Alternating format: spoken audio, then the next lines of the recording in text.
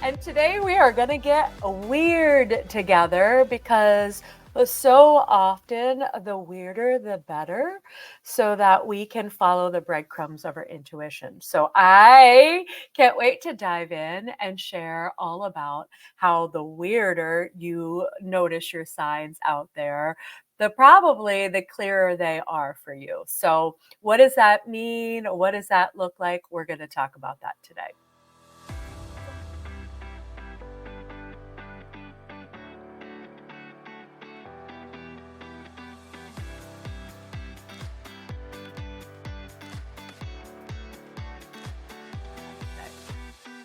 So let's jump right in to this idea of weirdness. Have you ever had like a sign or something come through in your life and you say to someone else, this might sound crazy or might sound weird. You know, I don't love the word crazy, but it is become kind of a like pay attention when we use that word because I think that those are signals to us that something's going on that we want to pay attention to. So, I'm going to tell you and share with you a couple little stories about some weird things that have happened to me over the last couple months. And you can see whether or not, again, it resonates in your own life and where you can find that all these little weird breadcrumbs are the reason why they're standing out as strange or weird or whatever we want to call them is so that they get your attention. So you don't just pass them by. It's like, when you go to work or you go to the store and you're on autopilot and you have no idea once you get into the parking lot how you got there. Well, that's so much of our lives. Our brain kind of automizes the way we live. So we're not always bombarded with decisions and all the stimulus that can come at us in a given second or in a given moment. However, we need some kind of little flashing lights around the things that are like, hey, this is your sign today. Here's a message for you. And they're all around us. So I find that the stranger they are, the more they stand out, the easier it is for me to pay attention and notice them. So again, if you're having difficulty, you're saying, Stacey, I'm asking for a sign, I'm not getting it, I'm not sure. Let it get weird and strange and out there because then you're going to say, you can stop and pause for a moment, which is going to be a great thing. A couple months ago, I was about to have gallbladder surgery, which I was not excited about at the time. And I was deliberating about what was the right surgeon and doctor and path and all those things. And I was out walking my beloved, as most of you know, Dr. Pepper, Mini Schnauzer, and we were walking the neighborhood and we ended up going down a street or whatever, a way that we don't normally go. So just interesting to note, we went a weird way because we don't normally go that way. And as we were walking, there was a sign on the side of this house. This garage was kind of like nestled in. So it wasn't like you looked right at the house and you could see it. You had to kind of be coming up on a certain angle to see this kind of name sign on the side, kind of between that front of the house and the side of the garage. And it said Mackie in big letters. I had never seen it before. I've lived where I've lived for a long time, over a decade, and never paid attention again because here's the other thing.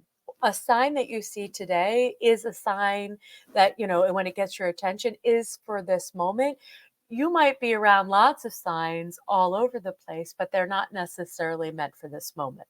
So, in that moment, Mackie, which was the name of the surgeon I was meeting with, I absolutely took it as a sign that, hey, you're on the right track.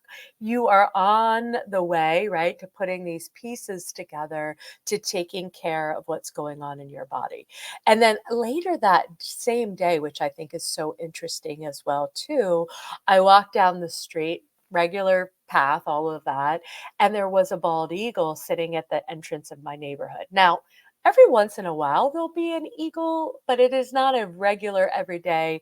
I probably see an eagle once or twice a year in my neighborhood.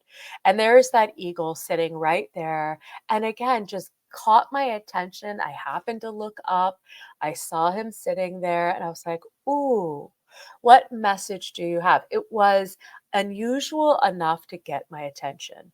So whether you see, again, a billboard in your travels in the next couple of days, a song on the radio, maybe it's a song you hear all the time, but something strikes you funny about it. This is where I'm saying the weirder, that's an energy to have us invite us to pause and say, hey, little spiritual soul text message coming through for you. And however you interpret that, for me, when I saw the eagle, I asked, what message do you have for me? And he said, you are going to be okay. Not only okay, but even better than okay through all of this physical stuff that you're going through right now. And it was so beautiful to stop and take that in. And again, I think of it as just like me walking my regular path, doing my regular things. Would I've been able to ascertain, because I believe these messages come through us as part of us, all of these spiritual things that we're getting. And again, not that we're trying to get more spiritual, we already are.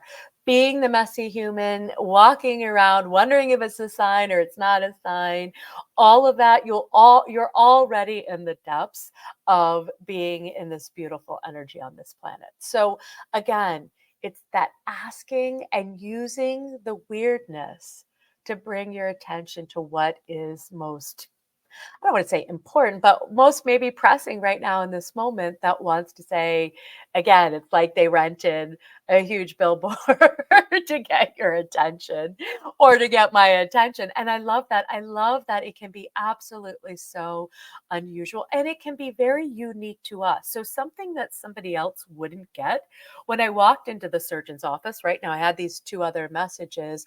There's a huge picture of a cardinal right behind the patient chair. And as all of you or most of you know, a cardinal is a very significant messenger for me. It's actually a guide I call Jack. So if you don't know about Jack, go check out season 1, episode 11, because I share that story. So Jack is sitting there. And again, there's lots of birds, lots of different things in this doctor's office, but uniquely to me, that made a direct connection. So when we start explaining ourselves to other people and we start to say, what do you think about this? They have no idea. They don't have the context of your magic, your mysticism, whatever it is that's wired in a way to get your attention. What would get their attention is something very different. So I find that, again, going outward to make it easier and clearer with our intuition doesn't usually help. Coming inward and trusting and practicing all of that absolutely does. So I just love the idea. I want you to stop and think of the last 3 things that were just kind of odd, kind of took you a moment to process or got your attention in a way. They could have been big, they could have been little, but even the little things are like, that's interesting. Those are everything. I want you to imagine it's like the scene in the Terminator movie, right? When the Terminator, I think the actor, the character's name was John, sends the Terminator back to help him with something in the present moment. That's how I like to think about it. My wisest self, my beautiful, like eternal soul is sending me. Sometimes it's a person or a guy, but a lot of times it's just all these support messages along the way. So, how is it that you are going to recognize that?